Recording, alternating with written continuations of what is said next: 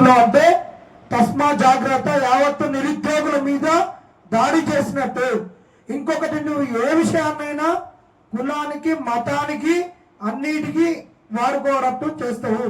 మరి మేమందరం SC ST BC minority బిడ్డలమే. ఈ రోజు 3,000 తీసుకున్నారు. రాకేష్ రెడ్డి గారు మైలపోలు చేసి తీసుకొని వీళ్ళు వీడికొచ్చి 30,000 తీసుకున్నారు.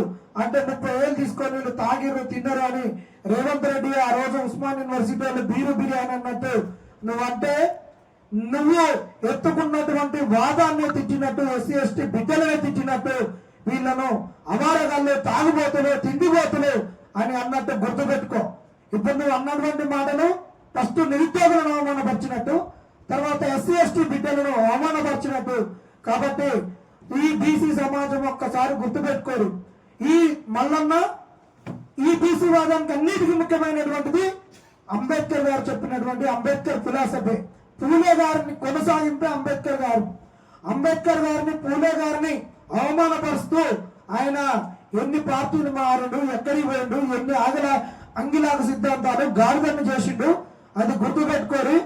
ఈ తీన్మార్ మల్లన్న అనేటటువంటి ఒక పేరుగా వచ్చి దొంగ, బ్లాక్మెయిలరు, లంగా, లఫోటో ఎన్ని పదాలు ఉంటాయో అన్ని నైవంచనలకు అంబాసిడర్ అయినటువంటి తీన్మార్ మల్లన్నను బీసీ వాదానికి అంబాసిడర్ గా పెట్టి మీరు కనుక ముందుకొస్తే ఒకడు వెర్లటోడు బీసీ వాదానికి కావాలంటే మనము ఎక్కిన పుట్టిని మనమే సముద్రంలో ముంచుకున్నట్టు మల్లన్న అనేటటువంటి వాడు బీసీ వాదాన్ని మొయ్యడానికి అర్హుడు కాదు. ఈ తెలంగాణ సమాజానికి పట్టినటువంటి ఒక చీడ పురుగు. ఇది పెద్ద చెదలు. ఈ చెదలు అంబేద్కర్ వాదాన్ని తినేసింది, అటుపై బీజేపీని తినేసింది, కాంగ్రెస్ ని తినేసింది, టీజేఎస్ని తినేసింది.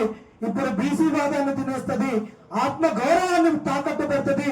ఆత్మ గౌరవాన్ని తాకట్టు పెట్టడం కాబట్టే ఈరోజు మా మీద 3,000కు 30,000కు తాగుడుకు తినుడుకు మైనార్టీలను మైనర్ పిల్లలను తీసుకొచ్చిందని అన్నాడు. కాబట్టి ఈ తీన్మార్ మల్లన్నను ఎవరు నమ్మొద్దు.